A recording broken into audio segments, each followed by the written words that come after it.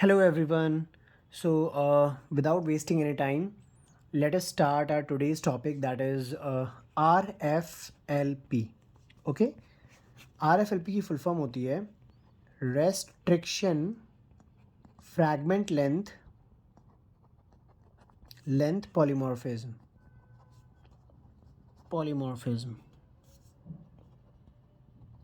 Okay, so RFLP का मतलब होता है रेस्ट्रिक्शन फ्रैगमेंट लेंथ पॉलीमॉर्फिज्म। मतलब नहीं, आई मीन फुल फॉर्म होती है इसकी। देखो, रेस्ट्रिक्शन से आपके दिमाग में क्या आता है? जनरली जब अपन पढ़ते हैं तो रेस्ट्रिक्शन से अपने दिमाग में आता है रेस्ट्रिक्शन साइट्स। रेस्ट्रिक्शन साइट्स क्या होती हैं? डीएनए पे जैसे कोई भी सीक्वेंस होता है, एक फिक्स्ड सीक्वेंस होता है। ऐसे फिक्स्ड सीक्वेंसेस बहुत सारे हो सकते हैं डीएनए में। अब इन फिक्स्ड सीक्वेंसेस पे अगर एक एंजाइम कट मारता है ना, एक पर्टिकुलर साइट पे ही, कि भैया उसको GATC सीक्वेंस ही चाहिए, वहाँ पे ही ये कट मारेगा, तो इसके लिए, इस एंजाइम के लिए, उस एंजाइम के लिए वो हो जाती है रेस्ट्रिक्शन साइट्स, और उस एंजाइम का नाम होता है रेस्ट्रिक्शन एंडोन्यूक्लियस। तो रेस्ट्रिक्शन एंडोन्यूक्लियस क्या होता है? वो एंजाइम जो पर्टिकुलर रेस्ट्रिक्शन साइट्स पे डीएनए के अंदर कट मार दे, उसको बोलते हैं रेस्ट्रिक्शन एंडोन्यूक्लियस एंजाइम। ठीक है, तो रेस्ट्रिक्शन वर्ड वहां से आया है। अब फ्रैगमेंट्स क्या होते हैं? डीएनए के फ्रैगमेंट्स। लेंथ से मतलब है यहाँ पे डिफरेंट डिफरेंट लेंथ के मिलेंगे अपन को, डिफरेंट डिफरेंट लेंथ। देखो, अगर आप दो लोगों के डीएनए को अगर आप चेक करोगे, जैसे पर्सन ए पर्सन बी, तो उनके अंदर भले अपन एंजाइम एक ही दे, जैसे कि मान लो आप HEND3 रेस्ट्रिक्शन एंडोन्यूक्लियस है, भले अपन एंजाइम एक ही दें, लेकिन दोनों के डीएनए के वो अलग अलग जगह कट्स मारेगा। मतलब हो सकता है कि पर्सन ए के अंदर एक ही रेस्ट्रिक्शन साइट हो HEND3 के लिए, और पर्सन बी में दो रेस्ट्रिक्शन साइट्स हो, तो इसके अंदर तो दो जगह पे कट मार देगा एंजाइम, और इस जगह पे एक ही पे मारेगा। तो फ्रैगमेंट्स कितने आ गए? इसके तो बस 2 फ्रैगमेंट्स आ गए, इसके कितने आ गए? 3 फ्रैगमेंट्स आ गए। तो ये अलग अलग हो गया। एंजाइम सेम है, लेकिन रेस्ट्रिक्शन साइट्स अलग अलग लोगों में अलग अलग हो सकती, नहीं होती ही है, बिल्कुल सेम नहीं हो सकती। अगर आपको 100% सेम रेस्ट्रिक्शन साइट्स चाहिए, तो अपन मोनोजाइगोटिक ट्विंस को कंसिडर कर सकते हैं, जिनके फिंगरप्रिंट्स भी सेम होते हैं। लेकिन अगर आप रियल भाई बहन को या बहन बहन को या किसी को भी कंपेयर करोगे, तो भी उनकी रेस्ट्रिक्शन साइट्स कभी सेम नहीं हो सकती, डिफरेंट डिफरेंट ही होती है। दुनिया में जितने भी लोग हैं, सबकी रेस्ट्रिक्शन साइट्स अलग अलग होती है, मतलब उनका नंबर अलग अलग होता है। सीक्वेंस भले ही सेम हो सकता है, GATC मेरे अंदर भी है, आपके अंदर भी है, किसी के अंदर भी हो सकता है, लेकिन कितने GATC हैं, कहाँ कहाँ पे हैं, वो सब में डिफरेंट हो सकता है। ठीक है, और पॉलीमॉर्फिज्म का मतलब बताना मैं भूल गया था। पॉलीमॉर्फिज्म मतलब होता है, पॉली मतलब मैनी, और मॉर्फिज्म मतलब मॉर्फोलॉजी। सो पॉलीमॉर्फिज्म मतलब मैनी मॉर्फोलॉजी, मतलब कि बहुत अलग अलग मॉर्फोलॉजी। जैसे कि मैं बोलूँ कि एक पर्सन है जिसकी नाक ऐसी है, और एक पर्सन है जिसकी नाक ऐसी है, तो इसकी मॉर्फोलॉजी अलग है, इसकी मॉर्फोलॉजी अलग है, और हो सकता है कि इसके अंदर डीएनए का सीक्वेंस डिफरेंट था इस नोज़ को बनाने के लिए, और इसके अंदर जो नोज़ की जो जीन थी, उसका डीएनए का सीक्वेंस डिफरेंट था, तभी इनकी अलग अलग शेप आई है।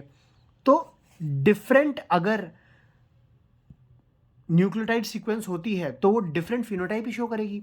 तो पॉलीमॉर्फिज्म इसलिए अपन वर्ड यूज़ करते हैं।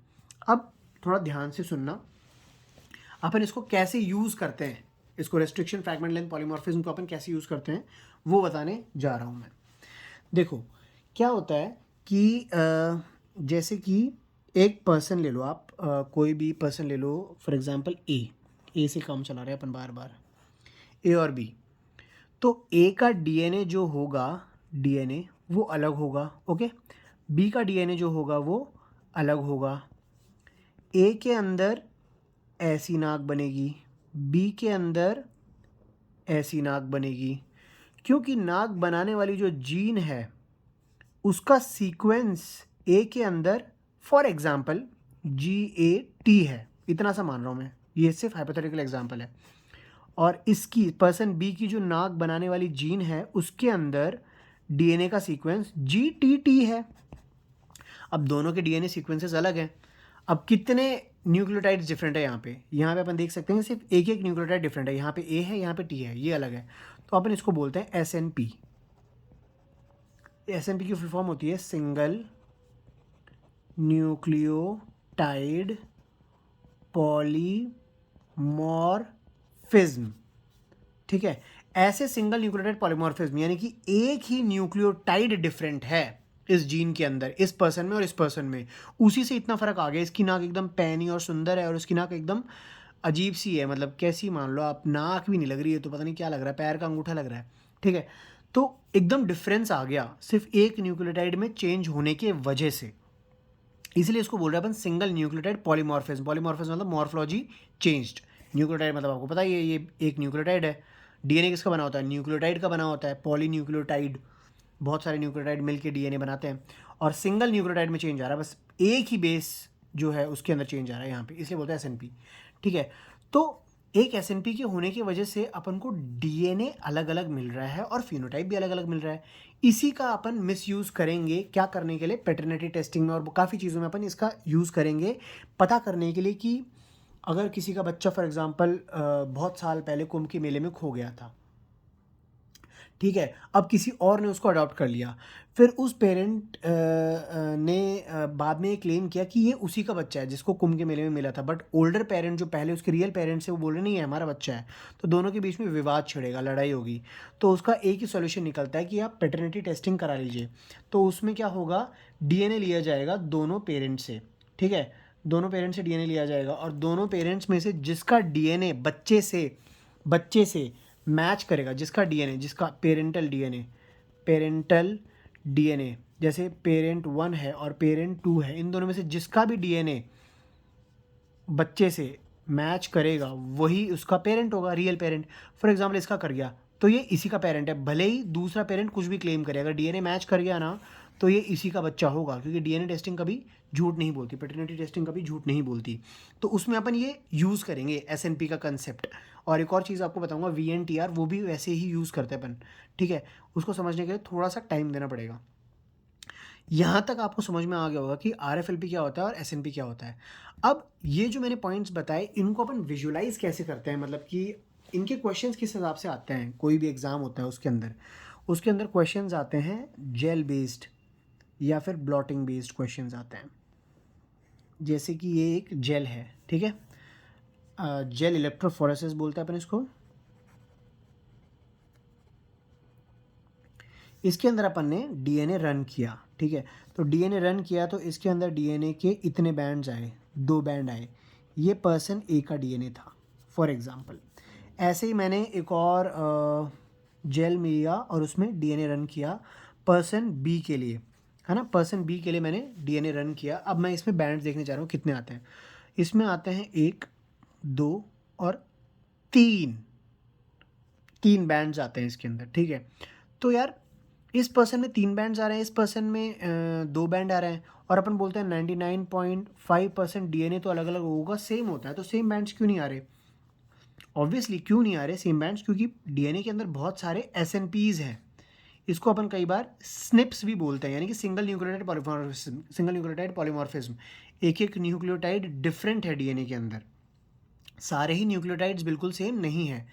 और इसके अंदर बहुत सारे VNTRs हैं, variable number of tandem repeats, ये मैं आगे बताऊंगा आपको।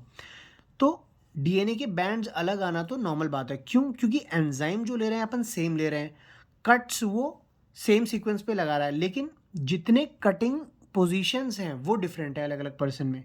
अब इसको अभी मैंने आपको इतना कंफ्यूज जो किया है ना, ये जान के किया है, क्योंकि अब मैं एक एग्जांपल बताऊंगा और आपका जितना भी अपन ने सब पढ़ा है ना, सारा कन्फ्यूजन एक साथ दूर हो जाएगा। अभी तक मैंने आपको जान के कंफ्यूज करा, पॉइंट्स आपको सही बताए, बट आप अगर आप पहली बार आप ये सब RFLP SNP वगैरह सुन रहे होगे तो बहुत कंफ्यूज हो गए होगे। अभी मैं आपका सारा कन्फ्यूजन दूर कर देता हूँ ये इस एग्जाम्पल में पूरा आपको समझा के। यहाँ देखते हैं, ओके, ठीक है। अब मैं यहाँ पे बनाने जा रहा हूँ डीएनए, ठीक है, ये एक डीएनए है। यहाँ पे मैंने बोल दिया कि इस डीएनए के अंदर ना यहाँ पे एक रेस्ट्रिक्शन साइट है, यानी कि यहाँ पे एंजाइम कट करेगा और एक रेस्ट्रिक्शन साइट यहाँ पे है, ठीक है। ये एक डीएनए है शाम का डीएनए है ये। तो अगर दोनों को मैं एंजाइम से कट करूँगा। जैसे मैं मान लो अपन क्या एंजाइम यूज़ करते हैं, इको आर वन यूज़ करते हैं, इको आर वन यूज़ करते हैं रेस्ट्रिक्शन एंडोन्यूक्लियस, ठीक है। तो इस एंजाइम से मैंने कट करा, कट करने के बाद मुझे कितने बैंड मिलेंगे, यहाँ से एक कट मारना है, यहाँ से एक कट मारना है ऐसे, तो मुझे बैंड मिलेंगे 1 2 3। मैं बैंड्स बोल रहा हूँ क्योंकि जेल में अपन इसको रन करेंगे जब 3 ही मिलेंगे, लेकिन स्ट्रैंड्स मैं बोल देता हूँ चलो अभी के लिए कि कितने स्ट्रैंड्स मिलेंगे डीएनए के, एक मिलेगा, दूसरा मिलेगा, तीसरा मिलेगा, और तीनों अलग अलग लेंथ के होंगे। ऑब्वियसली तीनों की लेंथ जो है वो सेम नहीं रहेगी, तीनों की लेंथ क्या होगी, अलग अलग होगी इन बैंड्स की, ठीक है। कलर अपन दूसरा यूज़ करते हैं यार, ब्लू कलर यूज़ करते हैं। चलो अब जब इसको जेल में रन करेंगे अपन, ओके, जब इसको अपन जेल में रन करेंगे तो ये 3 बैंड्स मुझे जेल में ऐसे दिखेंगे क्योंकि उनकी लेंथ अलग अलग है। तो शाम की जो जेल रन करी अपने, जेल इलेक्ट्रोफोरेसिस करा शाम का, उसके अंदर 3 डीएनए के बैंड्स अपन को मिल गए, ऑब्जर्व हुए। सेम चीज़ मैं अब करने जा रहा हूँ राम के लिए। अब राम के लिए मैंने करा, लेकिन राम के पास कितनी रेस्ट्रिक्शन साइट्स हैं, only 1 restriction sites. Eco R one से ही मैंने इसको ट्रीट करा, इस डीएनए को, ठीक है। तो इको आर वन से ट्रीट करने के बाद एक ही रेस्ट्रिक्शन साइट है, तो कितने कट आ जाएंगे, एक कट लगेगा और 2 भाग में डीएनए बढ़ जाएगा, 2 स्ट्रैंड्स आएंगे, ये 1 रहा और ये 2 रहा। इसको जब अपन जेल पे रन करेंगे तो राम के डीएनए के 2 बैंड्स आएंगे ऐसे, है ना। कोई भी बड़ा छोटा हो सकता है, ये बड़ा मान लो, ये छोटा मान लो, तो ऊपर नीचे आ जाता है ऐसे, ठीक है। तो ये 2 बैंड्स आ गए। अब अपन इनको कंपेयर करते हैं, शाम के डीएनए के बैंड्स 3 आए, राम के डीएनए के बैंड्स 2 आए, यानी कि बैंड अलग अलग आए। इसका मतलब मुझे पता चल रहा है कि अगर 3 बैंड आए हैं तो वो शाम के हैं और 2 बैंड आए हैं तो वो राम के, क्योंकि मैंने डीएनए इनका ही लिया था। मैंने यहाँ पे लेबलिंग कर दी थी कि भैया राम की जो इलेक्ट्रोफोरेसिस है और ये शाम की जो इलेक्ट्रोफोरेसिस है, तो इनका डीएनए अलग अलग होगा क्योंकि ये अलग अलग हैं। ये मोनोजाइगोटिक ट्विन्स नहीं है। अगर इवन ये भाई हैं दोनों, फिर भी इनके बैंड्स अलग अलग ही आएंगे क्योंकि ह्यूमंस के अंदर बहुत सारे डिफरेंसेस होते हैं। किसके अंदर, न्यूक्लियोटाइड्स के अंदर, वो भी सिंगल। एक न्यूक्लियोटाइड में ही डिफरेंस इतना कुछ क्रिएट कर सकता है। अब कैसे एक सिंगल न्यूक्लियोटाइड ऐसा सीक्वेंस ला रहा है और हमें पता चल रहा है बड़े आराम से कि ये शाम का डीएनए है, राम का डीएनए है, बहुत आसानी से अपन पता कर पा रहे हैं। उसका रीज़न ये है क्योंकि जैसे कि ये एक रेस्ट्रिक्शन साइट है एक एंजाइम के लिए, मान लो अपन इको आर वन, हाइपोथेटिकली मान लेते हैं अपन। तो इको आर वन यहाँ पे जहाँ पे भी जीएटीसी उसे मिलेगा उसको काट देगा। तो इस डीएनए कितने बैंड्स आ गए, 2 डीएनए के 2 बैंड्स आ गए, 1 2, ओके। लेकिन मैंने कर दिया म्यूटेशन। मैंने क्या कर दिया, इस डीएनए के अंदर मैंने कर दिया म्यूटेशन। म्यूटेशन करते ही वो जीएटीसी की साइट जीएएसी बन गई। अब जीएएसी को रेस्ट्रिक्शन एंडोन्यूक्लियस कभी नहीं पहचान पाएगा, तो कट तो बिल्कुल ही नहीं मार पाएगा रेस्ट्रिक्शन एंडोन्यूक्लियस। और अगर रेस्ट्रिक्शन एंडोन्यूक्लियस कट नहीं मार पाएगा, तो कट नहीं मार पाएगा तो उससे होगा क्या, यहाँ पे दिखा देता हूँ मैं। कट नहीं मार पाएगा तो उससे होगा क्या, ये पूरा डीएनए ऐसे कैसे रहेगा। और जब इसको मैं जेल में रन करूंगा तो 1 और 2 हिस्सों में जो डीएनए कट जाता है, यहाँ पे 1 और 2 हिस्से बन जाते हैं, अगर कट लग जाता तो वो कट नहीं लगेगा, तो ये डीएनए पूरा इंटैक्ट रहेगा और काफ़ी लॉन्ग डीएनए रहेगा। तो जब जेल इलेक्ट्रोफोरेसिस करूंगा तो ये ऊपर आएगा यहाँ पे, क्योंकि डीएनए बहुत ही हैवी है, मोलिकुलर वेट इसका ज़्यादा है, तो जेल में ज़्यादा नीचे तक रन नहीं कर पाएगा, ऊपर ही रह जाएगा। तो एक रेस्ट्रिक्शन साइट, मतलब एक रेस्ट्रिक्शन साइट में सिर्फ एक न्यूक्लियोटाइड में चेंज होने की वजह से ये डीएनए का बैंड यहाँ पे आ रहा है और एक सिंगल बैंड आ रहा है, सिंगल बैंड आ रहा है। और यहाँ पे कितने बैंड्स आ रहे थे, यहाँ पे आ रहे थे बैंड्स 2 बैंड्स आ रहे थे, ठीक है, 2 बैंड्स आ रहे थे, और यहाँ पे एक सिंगल बैंड आ रहा है। तो देख लो एक एसएनपी ने कितना चेंज कर दिया जेल के अंदर। तो अपन आराम से ऑब्जर्व कर सकते हैं कि यार इसके अंदर कोई ना कोई एसएनपी हुई है जिसकी वजह से रेस्ट्रिक्शन एंडोन्यूक्लियस काट नहीं पा रहा डीएनए को, और अपन को एक ही बैंड मिल रहा है, पूरा डीएनए इंटैक्ट है। मतलब अपन ने अगर 10 केबी का ये डीएनए लिया था तो बैंड भी 10 केबी का ही आएगा, क्योंकि वो कटा ही नहीं। और यहाँ पे वो कट गया तो उसके 2 बैंड्स आ गए, ठीक है। हो सकता है 50 केबी का एक और 5 केबी का एक और 5 केबी का दूसरा, ठीक है, तो 2 बैंड्स आ गए। अब आपको समझ में आया थोड़ा बहुत कि डीएनए के अंदर म्यूटेशन होने से एसएनपी कहलाती है, वो सिंगल न्यूक्लियोटाइड पॉलीमॉर्फिज्म बोलते हैं उसको, वो सबके अंदर प्रेजेंट होता है। तो सबका डीएनए अलग अलग हो गया। जब सबका डीएनए अलग अलग हो गया तो पता कैसे चलेगा सबका डीएनए अलग अलग है? डीएनए आंखों से दिखता है क्या? नहीं। अपन एक्सपेरिमेंट करेंगे। एक्सपेरिमेंट कौन सा करेंगे डीएनए पता करने के लिए कौन सा किसका है? अपन उसको क्या करेंगे, जेल इलेक्ट्रोफोरेसिस करेंगे। जेल इलेक्ट्रोफोरेसिस करने से अपन को क्या मिलेंगे? बैंड्स ऑब्जर्व होंगे। बैंड्स ऑब्जर्व होने से अपन को क्या पता चलेगा? एक बैंड पैटर्न आएगा। क्या पता चलेगा? बैंड पैटर्न आएगा, बैंड पैटर्न। और पर्सन ए हो चाहे बी हो चाहे सी हो, सबका बैंड पैटर्न क्या होगा? डिफरेंट बैंड पैटर्न होगा। डिफरेंट बैंड पैटर्न होगा तो अपन आराम से बता सकते हैं कौन सा डीएनए किसका है। सिंपल सी बात है, बहुत ही ईजी शब्दों में बता दिया। अगर अभी भी आपको समझ में नहीं आया ना तो प्लीज़ कमेंट कर दीजिए यार। कमेंट कर दोगे ना तो देखते ही वापस से एक नई वीडियो बना लूँगा और इजी तरीके से। देखो मैं भी मेहनत ही कर रहा हूँ, मैं भी जो समझ रहा हूँ वो समझाने की कोशिश कर रहा हूँ। तो हो सकता है कि मेरी मेहनत उतनी ना हो कि आपको समझ में कम आया हो, तो मैं और ज़्यादा मेहनत करके और ज़्यादा अच्छे समझाऊँगा। ऐसे ही अगर आपको समझ में आ गया तो मेरे लिए कितना फ़ायदा है कि मुझे थोड़ी ज़्यादा मेहनत नहीं करनी पड़ेगी, लेकिन आप बताओगे तब मुझे पता चलेगा। चलो अब कुछ, जब मैंने स्टार्टिंग में वर्ड बोला था पैटर्निटी टेस्टिंग,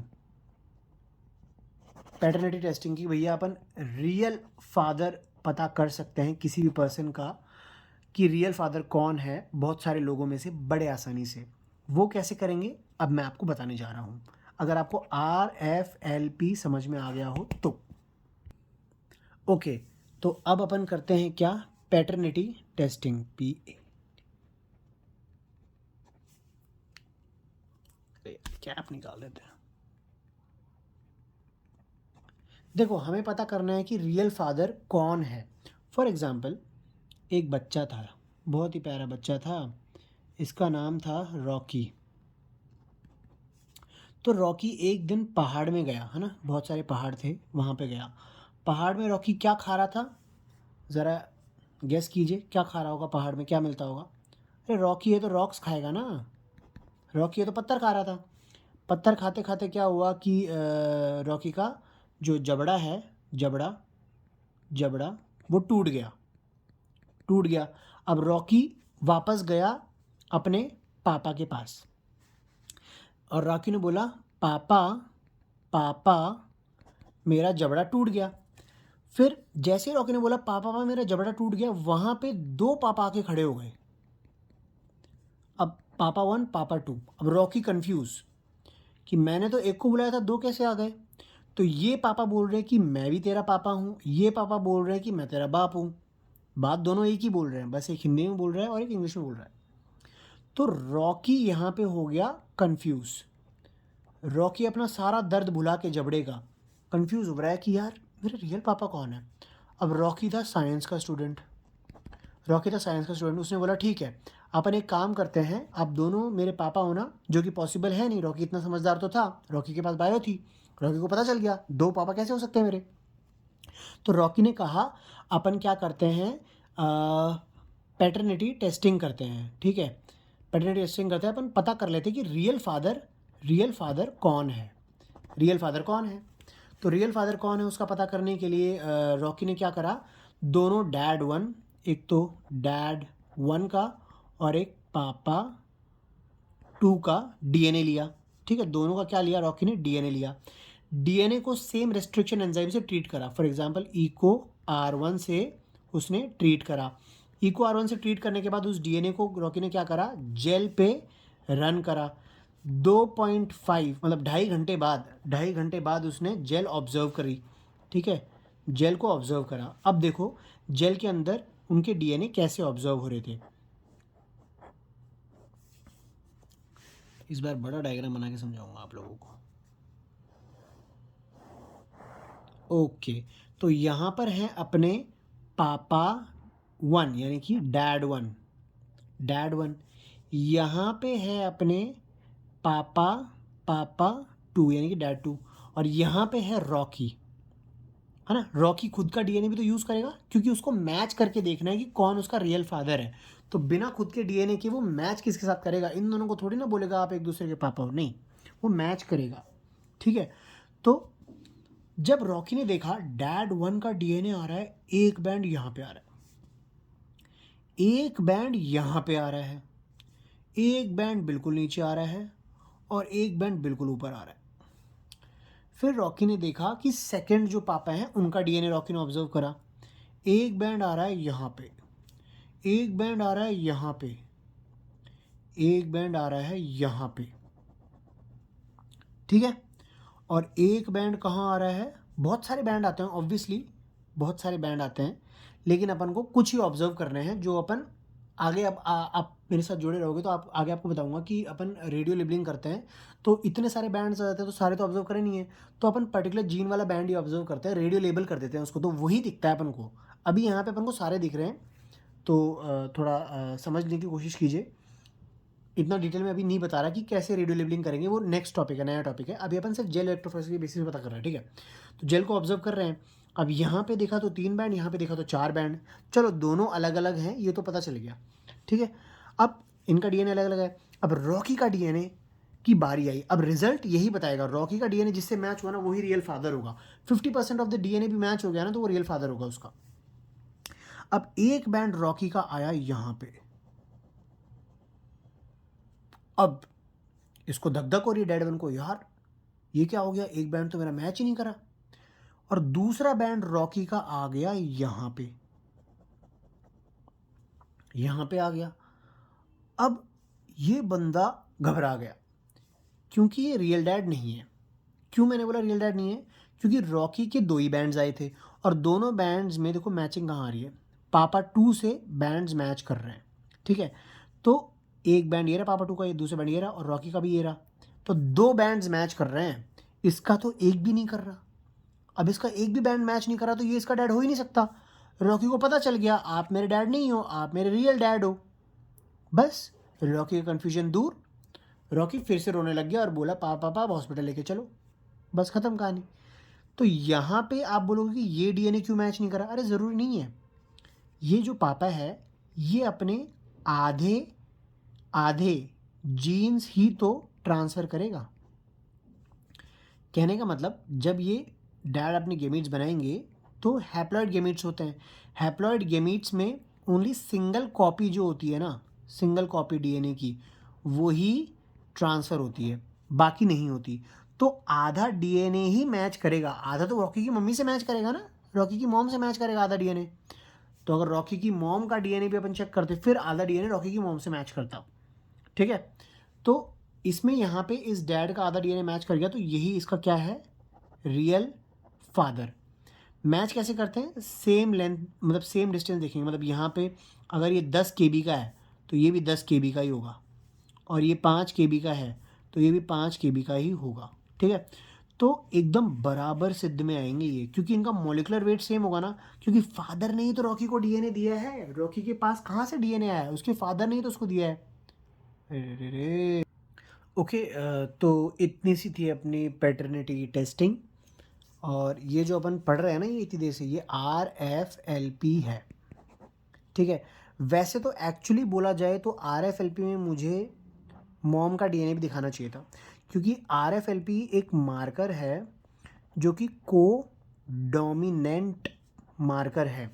और को डोमिनेंट मार्कर का मतलब क्या होता है कि आधा डीएनए तो फादर का मैच करेगा और आधा डीएनए मॉम का मैच करेगा, दोनों के आधे आधे डीएनए मैच करेंगे, दोनों के ही बैंड्स दिखेंगे रॉकी के अंदर, ठीक है। मैं दिखाई देता हूँ आपको 2 सेकंड में, को डोमिनेंट का मतलब समझा देता हूँ।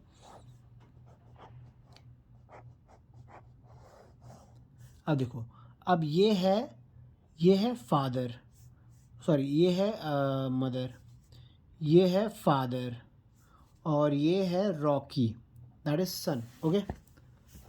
तो अब अगर मदर का यहाँ पे बैंड आ रहा है एक और दूसरा बैंड मदर का यहाँ पे आ रहा है, तो रॉकी के पास एक बैंड मदर से आएगा, ऑब्वियसली आधा डीएनए आएगा। फादर का एक बैंड यहाँ पे आ रहा है और फादर का एक बैंड यहाँ पे आ रहा है, तो फादर से भी एक बैंड रॉकी के पास आएगा।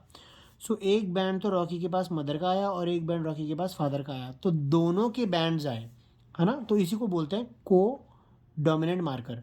यानी कि फॉर एग्जांपल अगर, कैसे समझाऊं, कहने का मतलब ये है कि मदर जो है वो अपना डीएनए ट्रांसफ़र कर रही है रॉकी में, ऑब्वियसली करेगी, तो वो भी आपको दिख जाएगा, ये रहा मदर का डीएनए। और फादर जो है वो भी ट्रांसफ़र कर रहा है अपना डीएनए, तो फादर का डीएनए भी आपको ऑब्जर्व हो जाएगा। यानी कि सन के अंदर मदर और फादर का डीएनए ऑब्जर्व हो जाएगा आपको, तो आपको कंफर्म हो जाएगा कि ये इन्हीं का बच्चा है और पैटर्न ऐसा ही आएगा। इसको बोलते हैं कोडोमिनेंट मार्कर्स, ठीक है। तो अभी के लिए अपन इतना ही पढ़ते हैं। बेसिकली जेल में कैसे बैंड्स अपन ऑब्जर्व करते हैं, कैसे कंपेयर करते हैं, वो पता चल गया। आर एफ एल पी अपन को पता चल गया। सिंगल न्यूक्लियोटाइड पॉलीमॉर्फिज्म अपन को पता चल गया, ठीक है। और कैसे बैंड्स मैच करते हैं वो पता चल गया। ये बेसिक्स था। इसको और डिटेल में अब डिजीज़ में अपन पढ़ेंगे, कैसे कि डिजीज़ेस जो होती हैं वो कैसे अपन ऑब्जर्व करते हैं, है ना।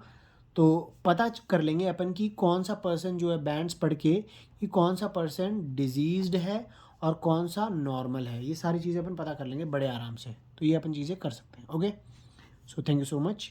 वीडियो अच्छी लगी हो तो लाइक कर देना और शेयर अभी मत करना, क्योंकि मैं अभी सीख रहा हूँ पढ़ाना। मैं एक बार एक्सपर्ट हो जाऊँगा ना तो मैं चिल्ला चिल्ला के आपको बोलूँगा आप शेयर करना। जब अभी मैं चाहता हूँ कि लिमिटेड लोगों तक भी मेरी नॉलेज जाए तो सही से जाए, मतलब उनको कोई भी डाउट ना रह जाए। तो इसलिए जितने भी लोग मेरा वीडियो देख रहे हैं प्लीज़ कमेंट करके मुझे ज़रूर बताना कि मुझे क्या इंप्रूवमेंट की ज़रूरत है, या फिर क्या आपको एक्स्ट्रा समझना है, कितना डिटेल में मैं और ज़्यादा बताऊं या फिर थोड़ा कम डिटेल में बताऊं, मतलब कैसे पढ़ाऊं, किस तरीके से। जो भी आप सजेशंस दोगे ना मैं सीरियसली लूँगा उनको इस वक्त। तो बस यही चाहता हूँ मैं कि जो भी मेरा वीडियो देख के समझे उसको अच्छे समझ में आ जाए बस। तो ऐसे ही रैंडमली पढ़ाता हूँ और कुछ टॉपिक्स चूज़ कर लेता हूँ और अच्छे अच्छे टॉपिक्स पढ़ेंगे और अच्छे तरीके से पढ़ेंगे। कलर्ड पेन्स मैंने यूज़ नहीं करे आज, वैसे करने चाहिए थे बट इतने अच्छे कलर्स हैं नहीं मेरे पास, तो इसलिए मैंने सोचा इस पेन से पढ़ा देते हैं अपन। तो ठीक है, नेक्स्ट टाइम करेंगे अपन। बट जब तक के लिए टाटा बाय बाय, और खूब पढ़ो, खेलो कूदो, मस्ती करो।